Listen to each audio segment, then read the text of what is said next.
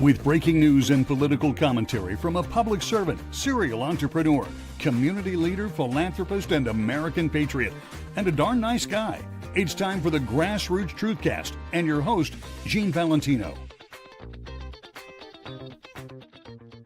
Hi, friends, and welcome to another episode of Grassroots Truthcast. I'm Gene Valentino. You know, during these episodes where I have the chance to interview other people, as you know, they're social, they're political, they're economic, they're spiritual, they come from various walks of life. I had the privilege of meeting a young lady in the Newsmax green room not too long ago. Her name is Nicole Kiprilov. She's a political operative and strategist. She's worked with Vicky Palladino, who is a member of the City Council of the City of New York. She's done work with other leaders in Congress that she's going to have the chance to talk to you about. What really triggered me to wanting Nicole on this Grassroots Truthcast episode is her depth of knowledge on political strategy and the trend. She's not a Gen Zer, but she should be, because I think she represents the new generation of youth and younger generation coming into the political scene. And God willing, more are like her. Nicole Kiprilov will be joining me on the Grassroots Truthcast right after this. This is Chris Ruddy, and I love Gene Valentino's Grassroots Truthcast. Make sure you're tuning in just like I do every day, every week, every minute. It's finally here, our second annual mega sale. This sale only comes around once a year, so take advantage of the best offers ever while you can. For example, save 50% on our Giza Dream bed sheets, as low as $29.98. And for the first time ever on TV, MyPillow mattresses and MyPillow mattress toppers, as low as $99.98. And you save 50% on our Luxe Pure 6-piece towel sets. Regular $69.98, now only $39.98. And our best-selling standard MyPillows, regular $49.98, on sale for $17.98. Wait on it, mega sale, only $14.98. So go to MyPillow.com or call the number on your screen. Use this promo code to take advantage of our second annual mega sale. But wait, there's more. To make the mega sale even more special, when you order right now, your order's gonna ship absolutely free.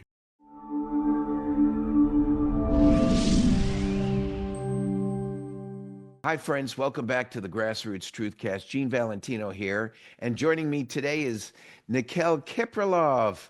She's a political operative and strategist from New York City, native New Yorker, graduated in 2019 from Duke University, has with a double BA and political science major in French, specializing in political theory, a minor in philosophy, oh my words, certification in philosophy and politics and economics. Nicole, thank you for joining me.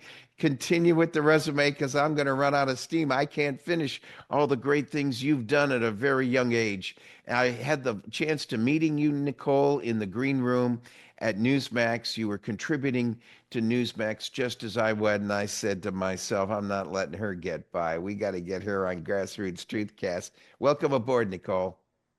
Thank you so much for having me, Gene. It's a pleasure, and it was so great to meet you. And my pleasure indeed. Talk to me about where you are and what you're doing. Let's start from the beginning. Where is Nicole in her path here? Because I mean, I'm sure Newsmax, you've contributed on Newsmax, but you've got a crazy background before you even talk about everything else.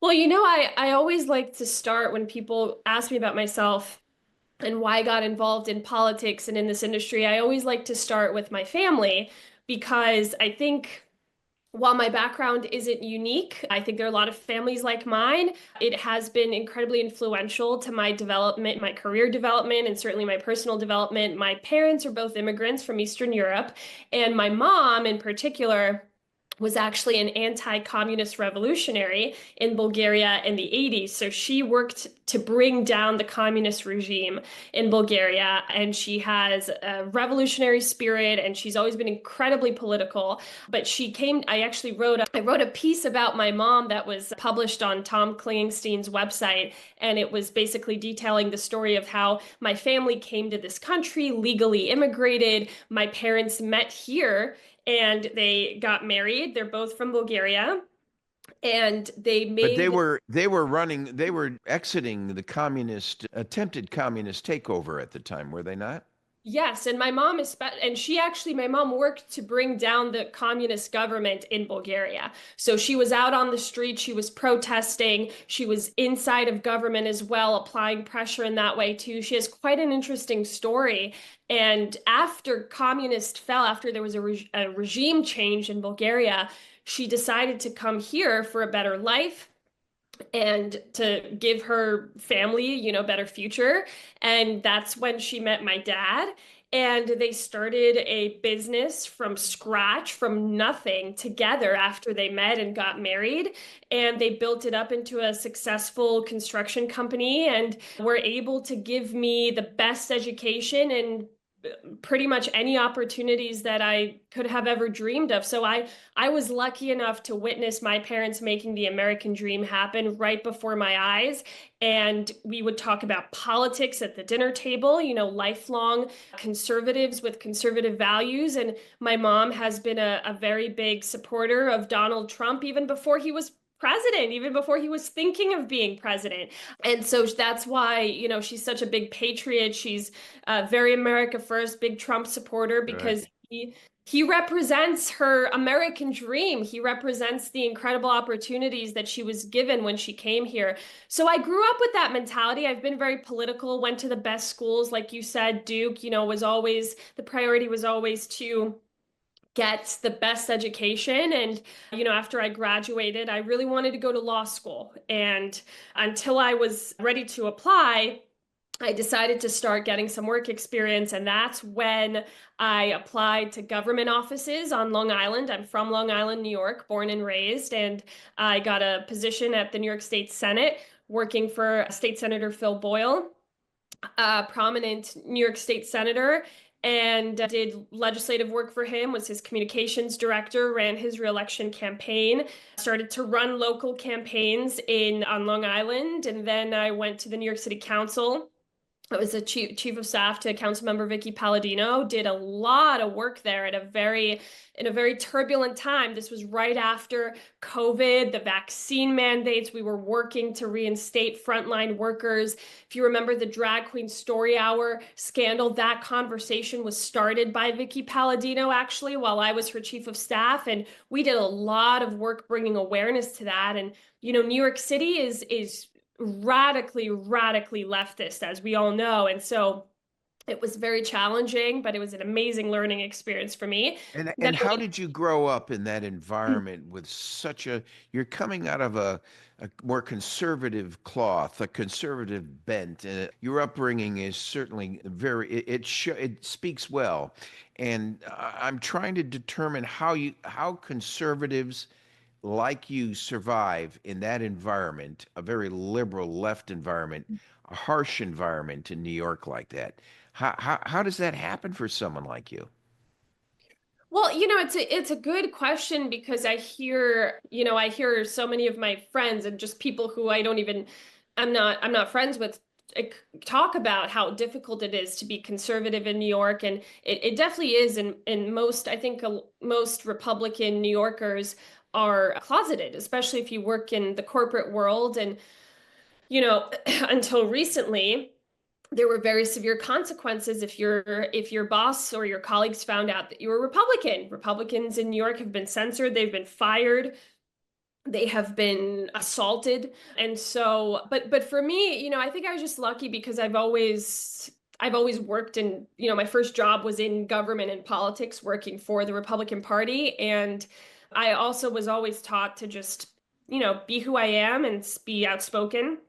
I was outspoken in college. I remember at Duke, we had John Podesta, who was at the time Hillary Clinton's campaign advisor, and he came to speak on campus, and it was a big auditorium. It was a big, actually, a pavilion with 300 people, and he was getting interviewed by a professor at Duke, and I decided to ask him a question.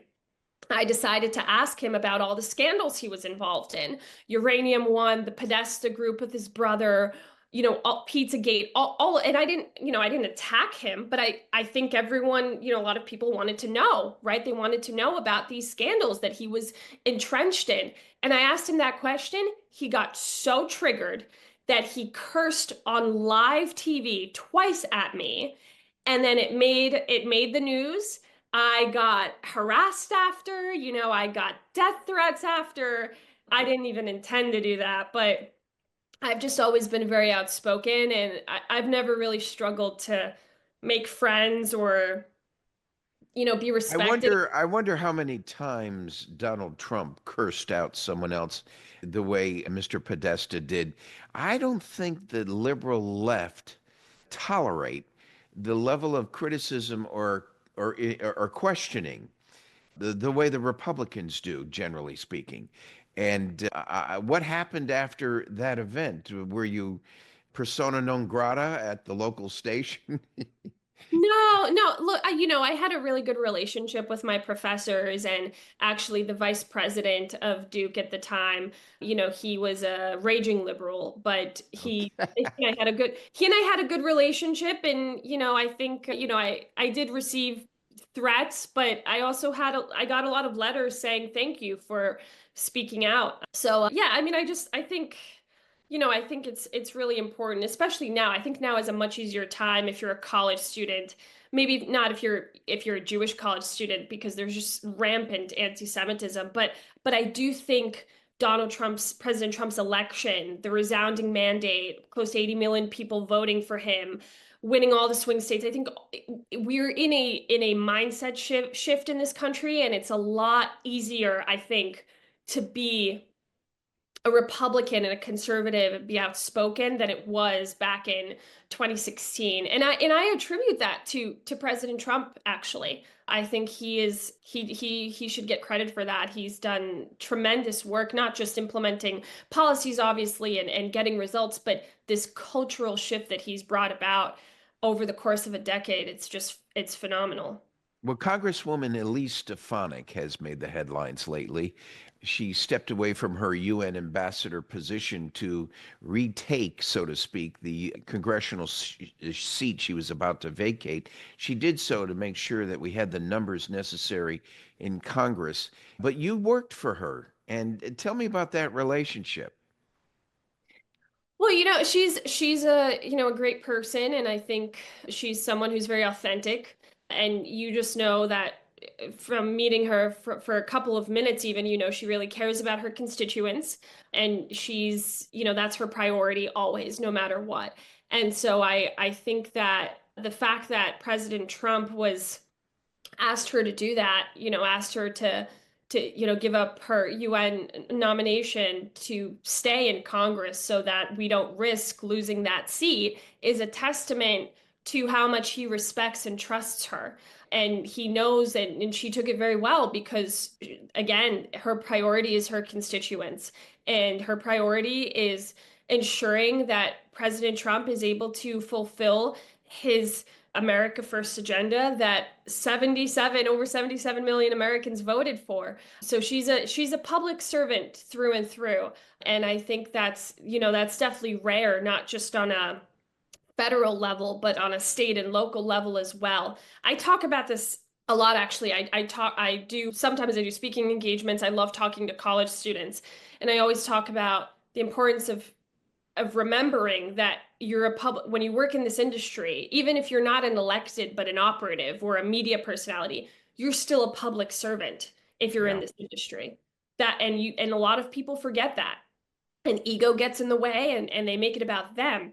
And look, I'm a communications professional. I understand that brand building is so very important. If you're an elected, if you're an operative, if you want to get on media, it's very important. But there's a way you can build your brand without losing touch with your authenticity and this mentality that it's not about you, it's about the work that you're doing for the people, for the American people. It's very interesting the position you've taken and where you stand on the issues. I find it most interesting and refreshing.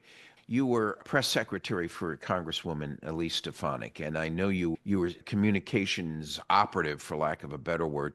She either groomed you right or you helped her immensely. But all I can say is I'm so glad she came back and managed the culture of what Mike Johnson needed for support in the House. Where does Elise Stefanik end up with you in your mind? What's the future there? I think she would be fantastic in any position. She has, she I think she has her strong issue areas that she really cares about, but I think she would shine in any role, whether that's, a role in representing New York in some capacity, or it's a cabinet position, or now or in the future, whatever it is. I think she has the experience, she has the care, the passion. Obviously, she's incredibly smart and sharp, and I think she would be great in whatever she does. I'm so pleased with the way she stood up for all this anti-Semitism, and I find it it's heartbreaking to me to see so much of this vitriol in New York City, one of the glamorous cities in the nation, falling by the wayside because of the amount of corruption at one level and bad behavior and lack of cultural integrity that has poisoned the city like a cancer. Just switching gears a little bit, the Republicans stepped up and supported the English First bill, meaning the official language for America is English. But that must not bother you, a woman with about six different languages you're versed in. I never asked you how many languages in particular, but how many languages? Oh, it's not six, Gene. I mean, I grew up speaking, well, obviously, I mean English, but I actually, English is my second language. I grew up speaking Bulgarian at home. And Bulgarian. yes, which is my parents' native language. And for them, it was very important that I remember where my family comes from. And I think that's very valuable. And so Yeah. I also learned how to read and write in Bulgarian growing up. And so I can speak it fluently. I read it, I write it. I've been to Bulgaria many times and absolutely love it there. I have family and friends there. And I speak French too. I studied French for about a decade. And then I lived in Paris for a little bit. I interned at the Parisian Philharmonic, and Oh my. I took classes in Paris and studying French culture and politics, and it was wonderful. And I'm a big fan of Marine Le Pen. I actually wrote my senior thesis on her, and so that was very, very interesting. I loved studying her. And then No, go ahead. I was just gonna say, I mean, I took Spanish classes. It's actually easy to go from French to Spanish, much easier than going from Spanish to French. And so Right. studied Spanish too, and So when we're you up to, I hear four languages there. I wasn't that far off. yeah, Hey, it's funny you bring this up though, because you're talking about what America really is, and we're the melting pot of so many different cultures. My grandfather, an Italian immigrant, on my dad's side of the family. I'm half Italian. The other half is English, Irish, and French. And so when I'm going through school, my dad's getting a little frustrated because you can learn Spanish, you can learn French, German. How come they're not teaching Italian? My father would complain and about. beautiful And language. I was a snot-nosed kid who didn't know any better. And my grandfather, who's a decorated hero from World War I here in the United States, Wow. ends up scolding my father in front of me and saying, "Don't worry about that. He doesn't need to learn Italian. We all need to learn English." Coming from an Italian immigrant, he Wow. could barely speak English in my younger days, and he couldn't write it, but he was so proud to become an American and receive the honor and privileges of what everything America could bring him and the family. And it brought us a lot. That this issue of what language. Here's an immigrant who's working so hard to speak English. And a lot of people felt the same way during that period of time in that era. Today, you've got to decipher what channel you're on. It may not be in a language you understand. And it's just a difference in time. And I have no barbs to throw against any other culture or language because we are a nation of immigrants. But I think, like there's a strong respect that we have first for America and English and the American way of life, which presumably is why they're here in the first place. So I find that very interesting about you because that's what I picked up. I also found out something very interesting about you as well. You're a classic pianist and violinist and a taekwondo. Not anymore. Not anymore. I did that for a very long time, but I Okay. haven't I haven't played piano or violin or practiced taekwondo in years, but I did that for my entire, I would say, young, Younger childhood life. and young adulthood. Yeah. Okay. Well, in any event, you're quite accomplished. Let's switch to topics. That's what brought us together, were the topics that we got introduced to. You've been on One America News, the Real America Voices. You've been a contributor at the Daily Caller and writes for several other publications. But where Nicole and I met was right at Newsmax. And, we have so many issues that Newsmax calls us up on, and they vary from day to day. So let's move into the world of direct politics, immigration, maybe the transgender debate. Let's talk about, I'll tell you what, let's start with Secretary of Defense Pete Hegseth. Just today, he's being called out by some Democrats in Congress to demand that he resign as Secretary of Defense. It had to do with an issue involving a communication on his private Signal platform, and apparently his wife had access to it and saw some of what was going on. Do you think she's the first spouse in a marriage in a political whose spouse is in a political position? Do you think she's the first that got a glimpse at some national security issues? No, no, certainly not. No, I Hi, mean, my point is what about a woman by the name of Jill Biden, who in fact was probably running the presidency for her husband's incapacitation? You want to make an analogy there first. right, well, but completely different because Jill Biden had to step in because Joe Biden was not mentally, he was mentally impaired. He was Yes, I'm so cognitively glad to hear you impaired. say that. It makes it even worse, though. This was the biggest cover up, the biggest scandal, the biggest media cover up in American history. You had the media was complicit. You had staffers were complicit. Kamala Harris was complicit. Elected Democrats were complicit in this cover up. And that's why Joe Biden I don't know if it was Joe Biden or if it was Barack Obama or if it was people whose names we don't even know, the Soros Yeah, family. It could be all of these people. It probably is. The point is, Joe Biden was mentally impaired for a very long time, and all of these people and groups were gaslighting the American public, trying to gaslight the American public into thinking that we are crazy for looking at someone who was basically a walking corpse and saying, wow, I wonder who's in charge. It can't be him.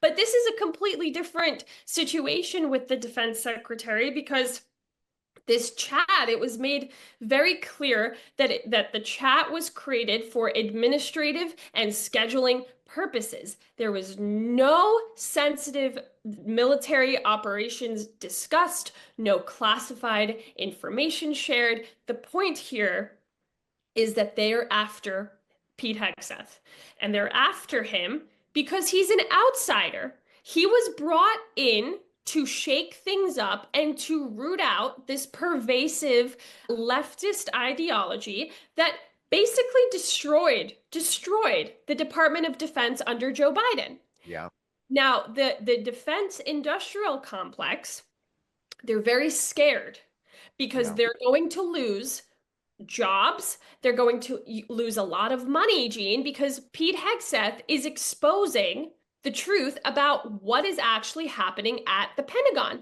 How many millions of dollars, taxpayer dollars, have gone towards setting up DEI offices in every branch of the military? How many millions of dollars have gone towards funding operations for transgender service members? Actually, it's $250,000 per transgender service member. Every Wow. transgender service member eats up $250,000. And all of this, I mean, the defense contractors advising military commanders on how to lead inclusively. This has no place in our military. Not only does it have no place in our military, it actually sacrifices military strength and readiness and competence and excellence. And Pete Hegseth has been talking about this, one of the only people who has been talking about this for a very long time. He wrote a whole book on it where he shows how deeply he understands these issues and how I submit that's one of the reasons President Trump considered him for that reason. absolutely, Yeah. because President Trump saw it as a priority that we restore the warrior ethos in our military, because this is a national security, this is a matter of national security. And It's amazing to me, a young lady like you, and I say that with all respect, not anything condescending, that a person like you has the ability to see that and to see it with such clarity of thought. It is some of the inner workings of the deep state's attempt to take down this nation. Some of it has been a cancer working from within, and you've just articulated one of those missions that the deep state has been on to hurt the nation. A guy like Pete Hegseth coming in. And what about the double standard? Before we talk about his wife having access to a communication, what was going on with Hunter Biden's laptop? My God, what was on that? That went to the FBI that no one wants to talk about. I don't know. Any comment? well, look, when it comes to the left, the hypocrisy is just off the charts. I mean, it's so blatantly in your face because they will criticize Republicans and the right for doing something which they're not actually doing, but that the left is doing. So they've often used this term weaponization. Right now, President Trump is weaponizing agencies. What were Democrats doing? What was Joe Biden doing for 4 years? He was weaponizing the Department of Justice, weaponizing the FBI to go after a former Attorney General Merrick Garland, actually called on the FBI to go after Christians, Catholics in churches, to use counterterrorism resources on parents who were standing up at school board meetings and saying, why are you asking school boards, why are you sexualizing my children with this CRT gender ideology curriculum? So, it's just the hypocrisy. And I think the American people see it very clearly. I think they see it, and I use the term divert, Gino's 3Ds: divert, deflect, and distract. They are taking your attention off their wrongdoing and accusing you of the very same things that they're guilty of, that to avoid the prosecution of themselves. And I'm not just talking about the Joe Biden era. I mean, this goes back to Barack Obama and to Clinton. How much has been happening during the generations that you've been exposed to alone? I came out of an era where J. Edgar Hoover was the big principal first in the FBI back in the 1950s. And through the Kennedy administration, John F. Kennedy had such a difficult time dealing with the likes of Hoover. He had audio and video recordings of alleged sexual misconduct by politicians that was then used as a threat by the FBI, by Hoover, to garner support in a certain position.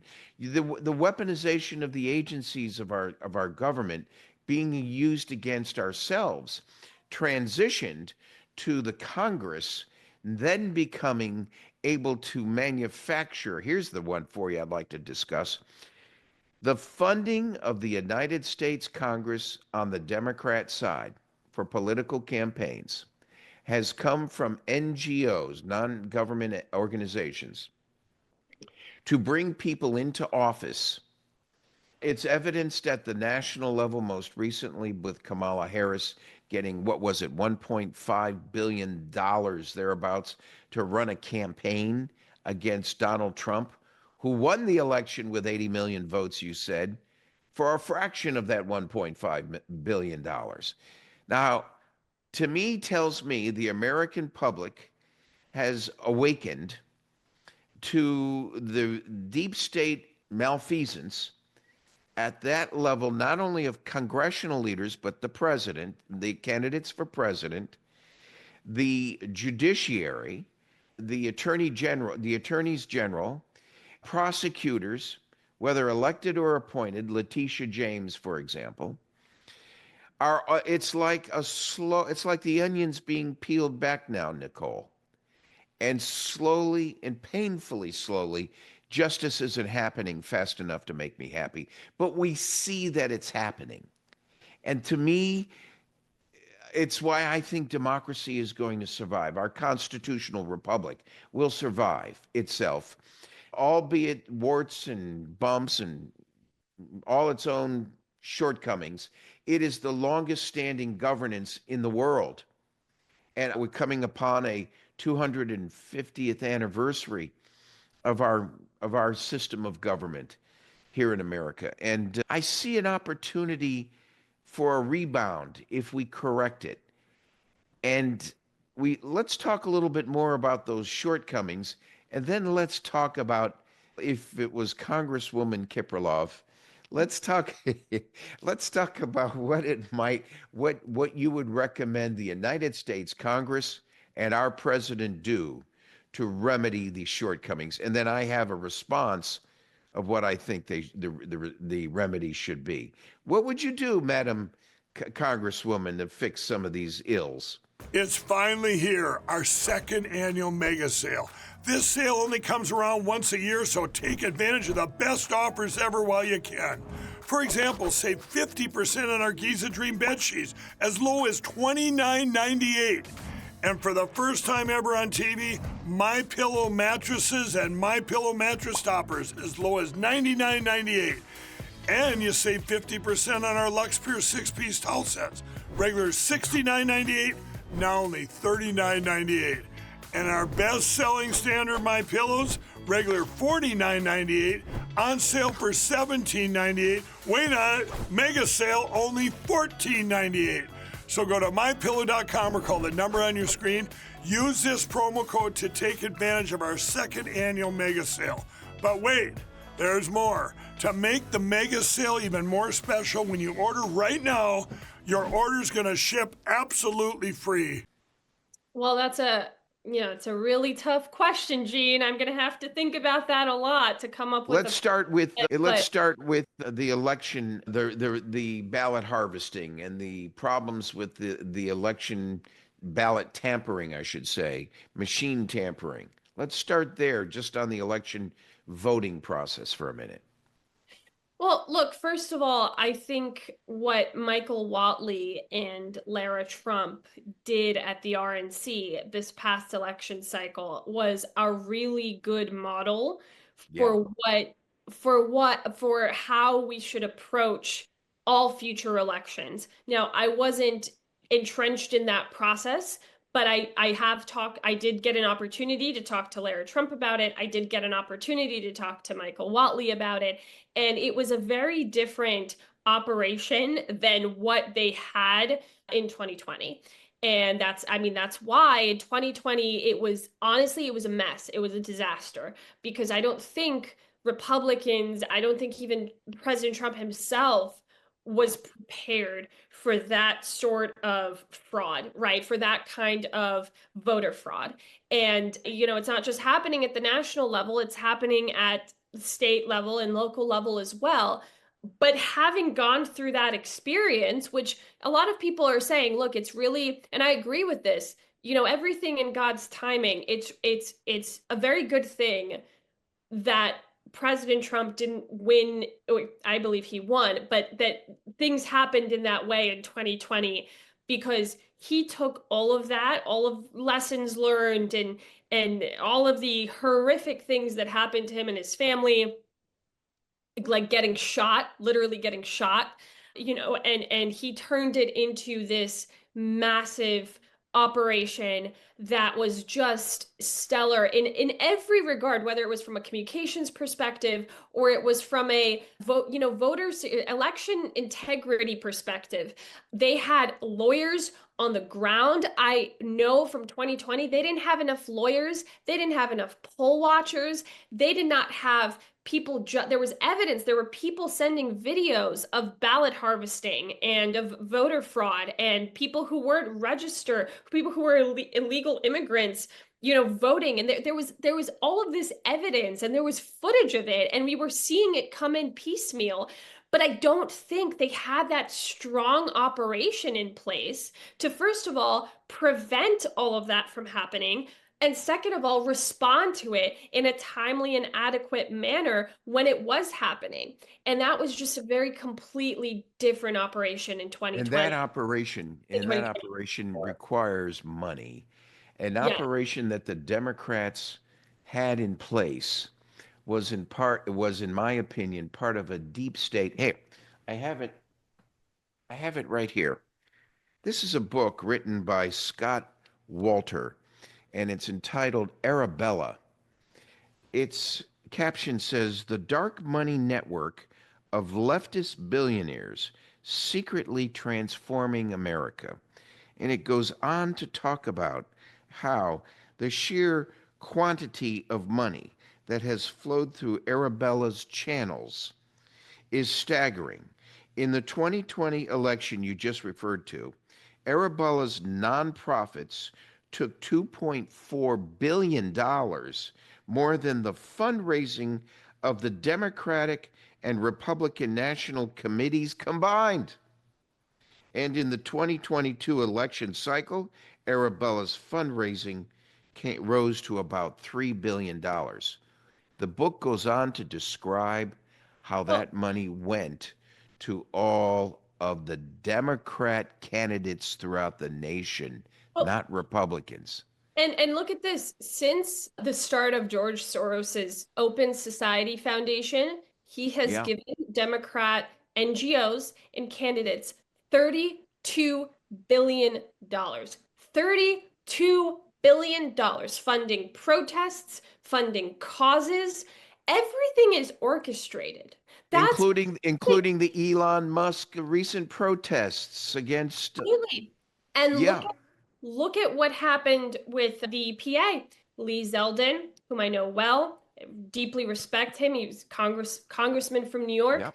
yeah, I've known him for a while. He's doing a fantastic job at the EPA. He uncovered this billions of dollars in a slush fund, part of it headed by Podesta, part of it operated by Stacey Abrams, billions of dollars that were getting funneled through NGOs, that were getting funneled through organizations, nonprofits that would be stood up months before the election. They were not registered, there are no IRS filings on them. A lot of shady things happening. And all of this is money. A lot of it is taxpayer money. And so that's right. they have, I can't pretend to know exactly how all of this works. I'm not, I don't know exactly every single detail of how it's structured together, but it is 100% all pre-planned, and the way it operates is how it was meant to operate, how the Democrats meant it to operate. Nothing is an accident. Everything is about funneling all of this money into Democrat politicians' pockets. It's the same thing with, why are they pushing through on a state level? Why are they pushing through in state legislatures bills that would allow for illegal immigrants to vote? Because illegal immigrants are going to vote for Democrats. Why why are they churning out radicals on college campuses? Because those radicals are going to go on and vote for Democrats so they stay in power. I mean, this is all, it's not a conspiracy theory, and there's so much more to this. I'm not even scratching the surface here. There's so much more to this. Well, But let me jump in and tell you, how about right now in the 6 o'clock news, Senator Chris Van Hollen, senator from Maryland, and this detainee in El Salvador, Mr. Kilmer Albrego Garcia. Why is it so important to worry about the rights of this one person who's illegal, who's a criminal, who's killed people, who's a known member of MS-13? To get that tattoo on your hand or your fist or your chest, you must have gone through a qualification process, which includes killing people. Why is it that this United States Congress is getting behind that kind of ilk? You just said it, to garner them as Democrats to vote. Sealing the deal with taxpayer money, allegedly, but it's NGO money for sure. And the three key pictures here. I was told by the author there's about 20 names he could, but he could only fit 3 faces. You can see in the center that's George Soros.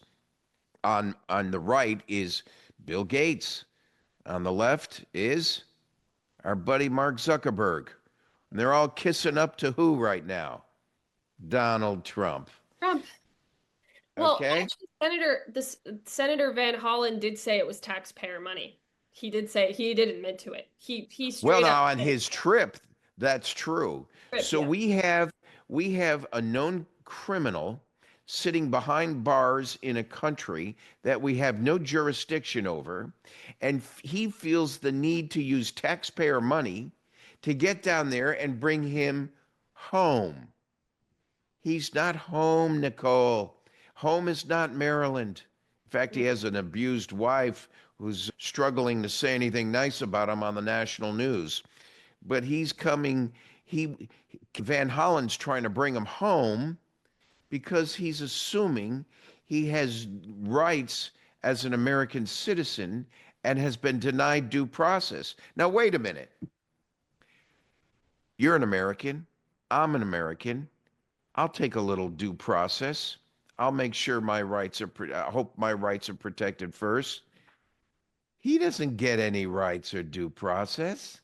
Why are they making such a stink about it in the national news about his denial of due process when he's not an American citizen and he's one of the millions that have come over the line illegally, killed people, raped women and children, and bringing in that fentanyl with the help of China to kill how many?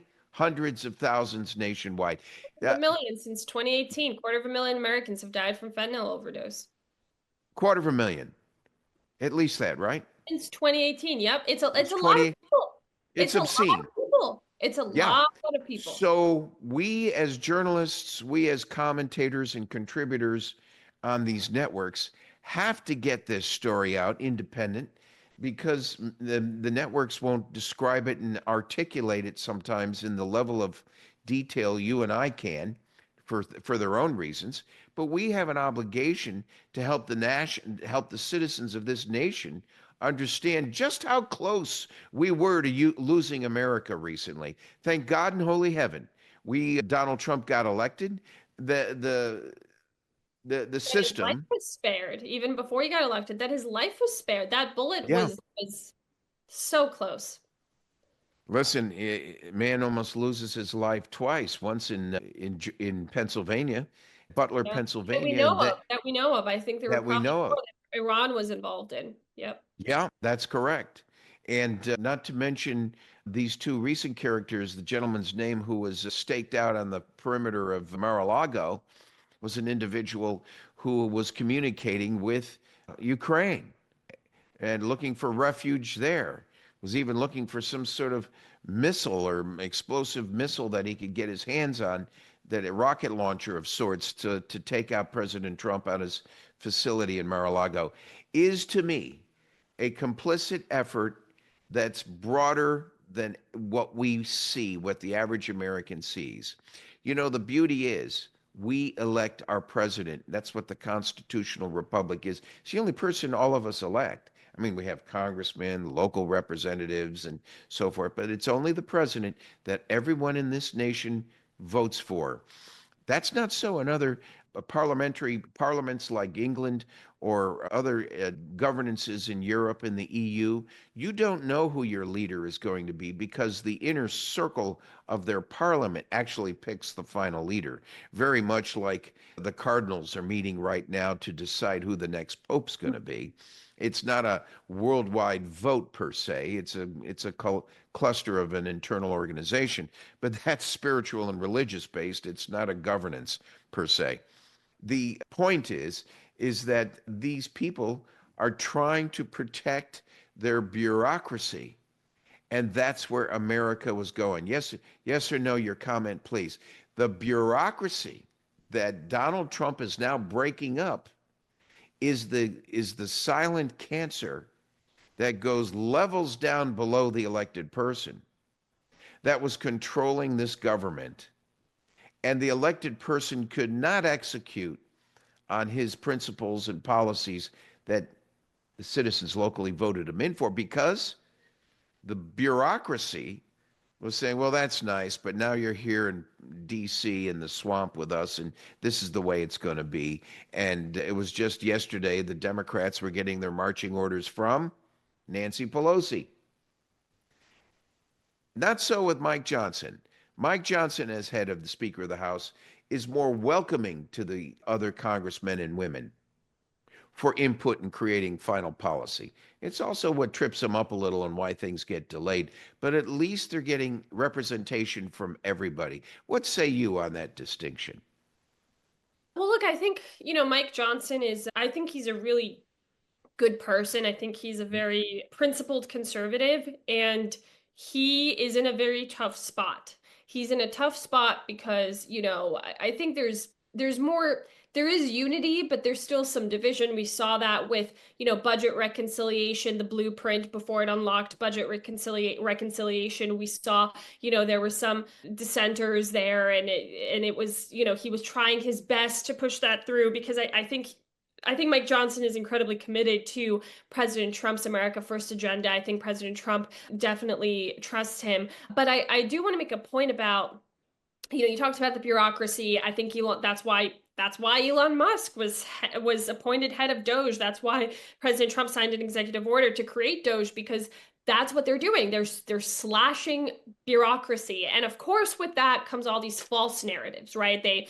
I think one less talked about area we've seen these false narratives is at the Veterans Affairs Department. I just wrote a couple of articles on that about the false narratives that the mainstream media is starting about what Secretary Doug Collins is doing at the VA and how he, is slashing all these essential positions when in reality he set aside all of the, I think it was a couple of thousand essential positions at the VA, did not touch any of them. He's slashing DEI positions. He's slashing grants for, related to transgender ideology at the VA, because that money should be going to severely injured veterans some of whom are losing their lives because they can't get access to the VA. The VA system does not work. The VA bureaucracy is one of the worst bureaucracies that we have right now in this country. I mean, you hear veterans talking about this all the time because they need access to mental health resources.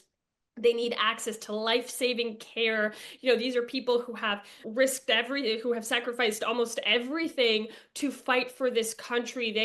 These are people we should be honoring. Not only have they had to endure war and so much brutality, but they come back here and they can't even get basic health care because that money is going towards, transgender surgeries and it's going towards DEI offices at the VA. And it's just so mismanaged. So the bureaucracy at the VA, Secretary Doug Collins, I think, is doing such a great job in combination with Doge to cut that.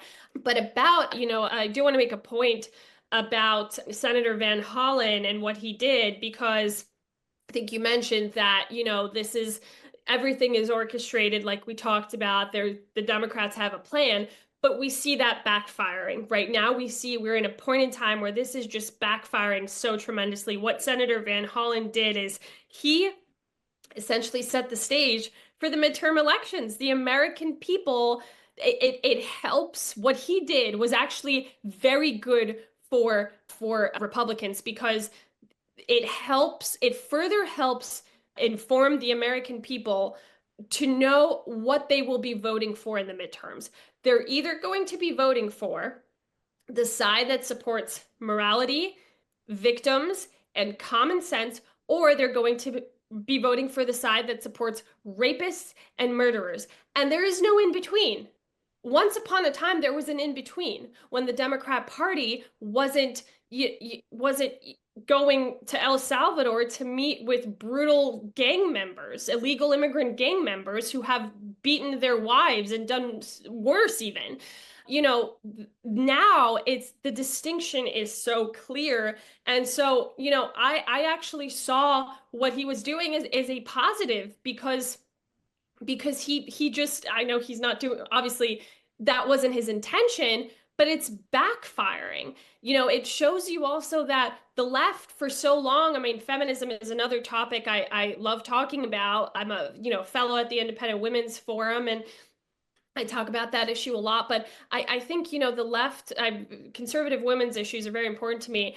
But a point here about that, it also shows that the left for so long has tried to convince, the American people that they are the Democrat Party is the party of women, that they care about women, when it's the exact opposite. The left hates women. Abrego Garcia abused his wife, and and now, the mainstream media is saying, well, she came out and said good things, and the restraining order was pulled. Well, it was pulled because he's a member of MS-13. You think he didn't threaten her?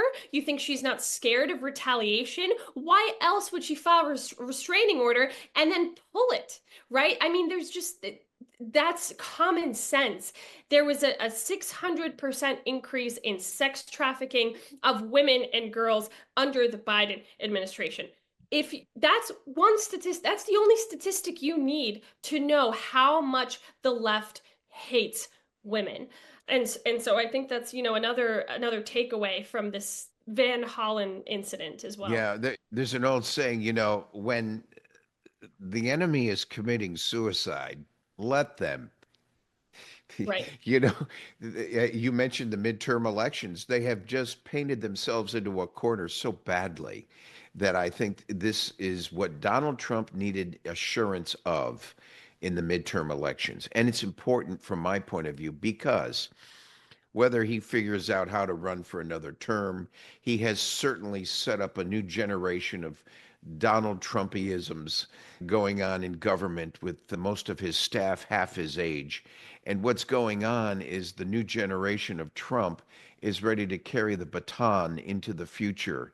And one thing I think we need is a constitutional amendment that starts to put penalties in place. Look at all the time we've spent discussing the wrongdoings emanating from bad behavior in and around government officials, and their agencies or their agents.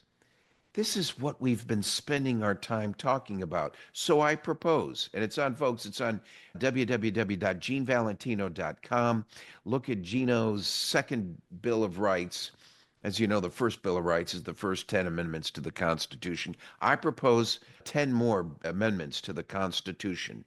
And one of them is criminal penalties to elected officials and their associates, agencies, departments, anybody working in and around government will be criminally responsible, not protected by government, but responsible for criminal wrongdoings, and be treated as a criminal, civil or criminal consequences for the wrongdoing they do when they use their weight and force of office to perpetrate a fraud, go after other political opponents, manipulate the election process.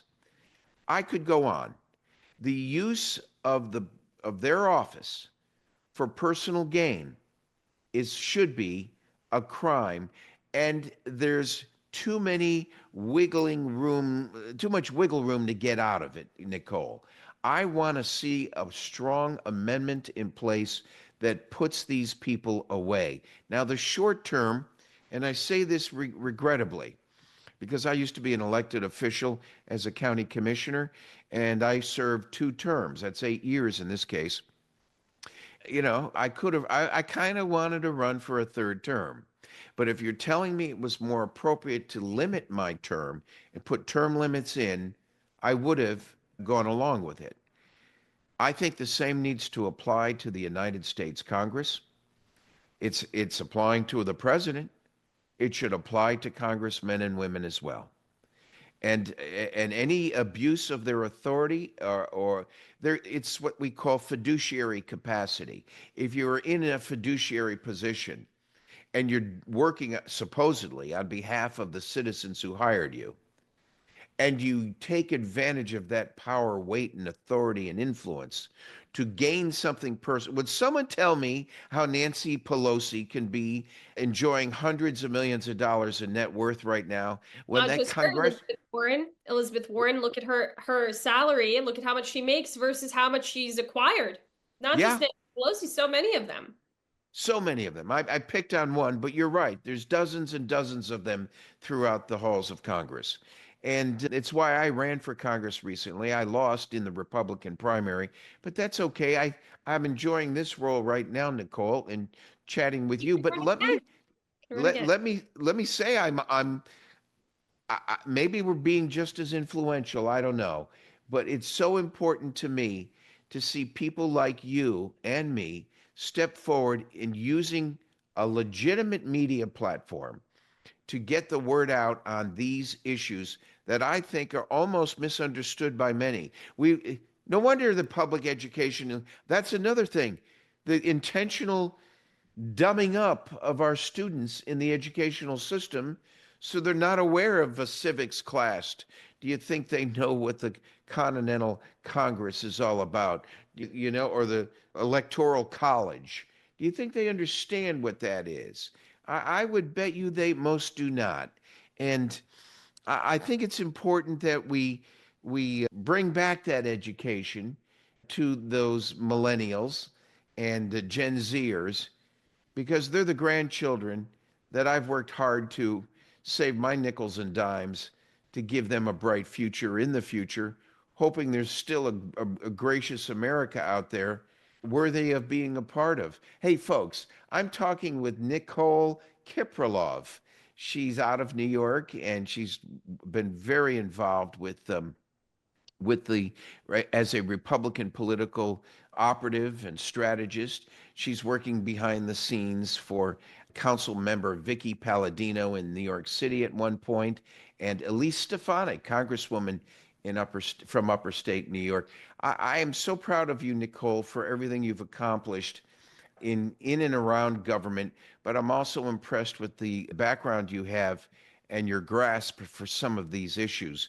Where do you think the biggest weakness is in America right now, and where do you think the best solution for our future, for our posterity, is going to come from? Well, I think maybe two weaknesses right now that I can identify. One is I think I talk about this a lot actually. What's happening on a national level with, President Trump and his administration is fantastic, as we've talked about, but that needs to translate to a state and local level.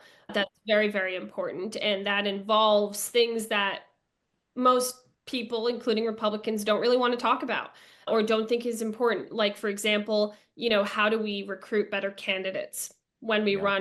run them on a state and local level? Because those candidates do, believe it or not, unlike what most people think, they do, or a lot of people think, they do have the power to make a difference, even in blue cities, even in sanctuary cities and sanctuary states. A lot of these blue areas are very, very flippable. And I've been called delusional. I've been called out of touch. But you know what? I have spent years, like I told you, working in the trenches of the bluest state in the country, the bluest city in the country. I have been on the streets. When I say in the trenches, I don't even mean, behind a computer screen. I mean on the streets, talking to people, talking to voters. I didn't do it once. I didn't do it twice. I've done it for years.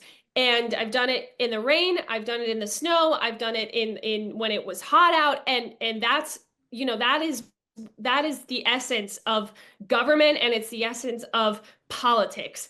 That's what it comes down to. The smallest pieces of this building up to form these operations. And so I am very confident, and I trust my experience in that. And I trust and I believe it when I say that I think there is so much change, positive change, that we can bring about as Republicans and conservatives on a state and local level. And we can carry through President Trump's agenda and the incredible progress he's making on a national level. A lot of that does trickle down, but a lot of it doesn't. A great example is the transgender, issue. President Trump signed an executive order, but, it doesn't stop there. And it also doesn't stop with a bill in Congress. You have to get state legislatures to be on board, because there are still schools with sports teams, women's sports teams, that allow biological men to compete against women and to erase their achievements. You're still going to have that unless you have that activism on a state and local level. I mean, look, we see that with right now with the feud between the White House and the Maine governor, Janet Mills, right? It was completely out of touch with the people of Maine. But she is in power. She is, unfortunately, for the people of Maine and for the people of this country, in power. And so that change. Full stop right there, if I may. Please let me interrupt. Janet Mills, the governor. Do you believe the citizens of Maine elected her knowing she was that extreme in her thinking of transgenderism?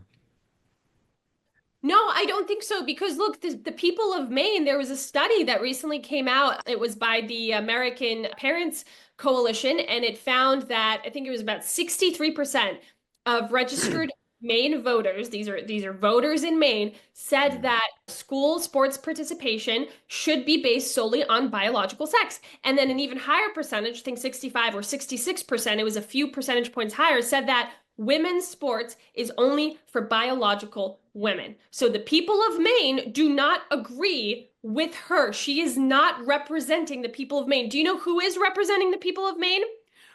State Representative Laurel Libby, who has been censured in the state legislature because she identified a trans athlete competing in women's sports. The judge who ruled against her is a rogue activist judge who was appointed by Joe Biden, right before he left office in January. And look, the reality here, this is such a stark contrast. Laurel Libby of Maine was protecting her constituents. She was doing this comes first full circle. She was doing exactly what she was elected to do. This is her job. She is a public servant, and she is a hero for putting her well-being and career on the line for her constituents. She is a model representative, and she's a complete foil to people like Maine Governor Janet Mills, who fails to follow the will of her people and should resign immediately. And frankly, I think she should be prosecuted by Pam Bondi for breaking a lot of laws.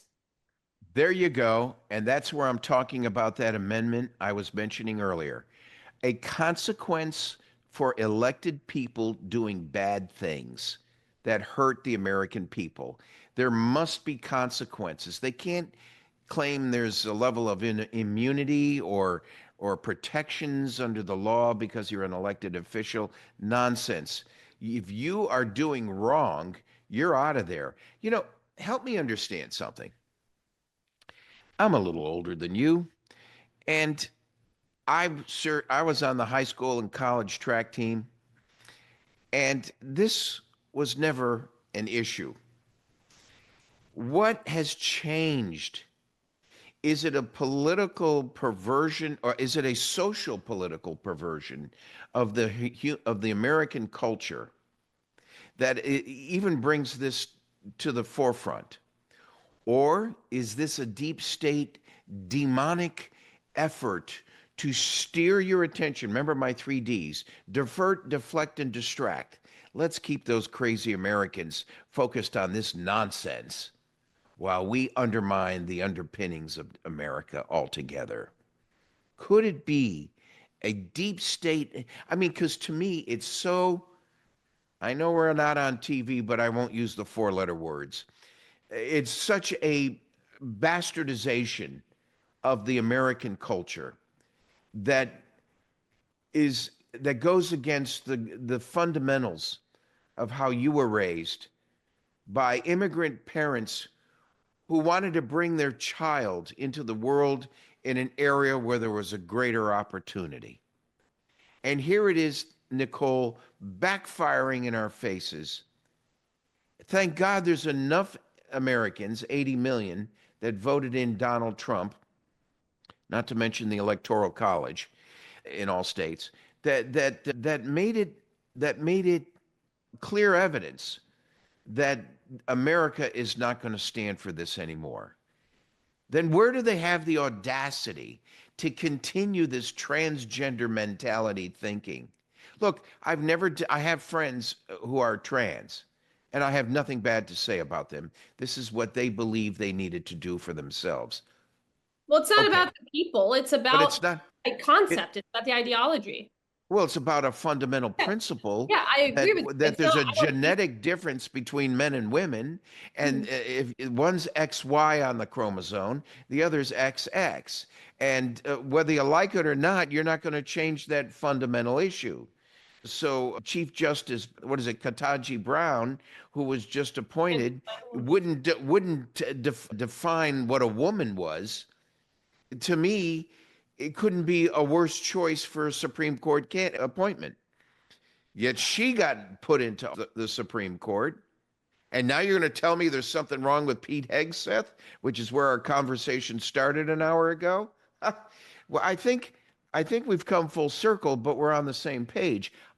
Nicole, I have a problem, but you have to help me understand why America is spending so much time on LGBTQ plus and the transgender issues when we have a nation to protect, when we have a border to protect, when we have an education to improve. We were once with the Monroe Doctrine, the Truman Doctrine, the Marshall Plan, post World War II, where we did such great things for the rest of the world. And there wasn't NATO yet. We just did it because we were heartfelt, benevolent Americans. And now we're in a situation where where Europe is being eaten alive by racist Muslims who are taking over nations over there. They're not going to have to worry about Greenland or Canada being the 51st state. There's going to be a new waiting line after the tariffs are over with dozens of nations from around the world wanting to be the 51st state, second state, 65th state. There's going to be the United States of the world, not just America, because they're going to realize they have allowed themselves through their bureaucracies to be eaten from within, which we in America, as ugly as it appears to the rest of the world, we in America, Nicole, are protecting the principles of this nation. And you have helped me bring that out today. I'm so glad you joined me today on this journey of trying to figure out what America is, what it will be in the future. We have a few minutes left. You want, folks, this is Nicole Kiprilov, and she is Kiprilov, Kiprilov. Beautiful name. A political operative and strategist. You didn't talk about it, Nicole. You're the founder and CEO of Sagamore Hills Strategy and the executive director of the American Border Story. You want to touch on that before we leave? Yeah, so I'll talk about the American border story because it's something that I think is very important right now. We're a national organization and we want to tell the stories of the victims of the border crisis. We want to expose the human impact of the border crisis that Joe Biden and Kamala Harris deeply, deeply fueled and exacerbated. And we do that predominantly through storytelling and also strategic media amplification. We want to defend the truth, and we want to combat the false narratives surrounding what the Trump administration is doing, which they are doing what President Trump and Tom Homan and Chris Secretary Noam are doing. They are doing God's work. They are doing life-saving work. Law enforcement, the sheriffs, the Border Patrol, they are doing life-saving work, and it has taken a toll on them, and it's not easy. It's probably the hardest job right now. But they're doing it because they love this country and they want to protect this country and they want to protect the American people. They want to restore honor and dignity to this country. And that's what we support at the American Border Story. We work with journalists, we work with the media, we work with grassroots activists, we work with communications strategists. It's really a big operation, and we're all very passionate about it. And we love, we consider it an honor to be able to tell the stories of the various victims of the border crisis, not just, the Laken Rileys, the Rachel Morans, the Justin Ngarais, but also the ranchers on the border, the hospitality industry workers in places like New York City who have been dealing with so much devastation coming from, these sanctuary cities opening their doors to thousands and thousands of illegal immigrants who have just wreaked havoc on the cities and residents. And we talked to the families of victims of the fentanyl crisis as well. Fentanyl, like you said, with China and Mexico's help pouring through our southern and northern borders as well. And so we just want to ensure that the real stories from the border are heard and are told. You are a true patriot who I've come to appreciate. And folks, I hope the rest of the audience appreciates you as well. I think they do. I know they do. And you have been so kind to give us an hour of your time to talk about. We're both GOP strategists, political operatives of sorts, and you've been working in the New York State area. Your background and your contribution has been unbelievable. I'm glad you've been discovered and people nationwide see you on the various media outlets. Keep up the good writings. I think that's been very helpful to your success. Any real parting thought you'd like to give in 30 seconds? Well, what I can say is that I'm very hopeful and optimistic for the future. And I hope to have kids someday soon, children, and this is why I'm doing this. I'd love to. I know it sounds cliche, but it's true. I just want to do whatever I can to ensure they have, a better future. Yeah, it's a good way of closing. I always used to say it. My immigrant grandfather used to say it. Failure to defend the rights of other people may someday result in your rights not being defended. I commend you because that's the spirit behind what you're doing, and consistent with what my grandfather taught me when I was a snot-nosed kid trying to find my way. Folks, we're talking with Nicole Kiprilov. Nicole, thank you for joining me today. Thank you so much, Gene. It was such an honor. Thank you. And thank you, ladies and gentlemen, for joining us for another episode of Gene Valentino's Grassroots Truthcast.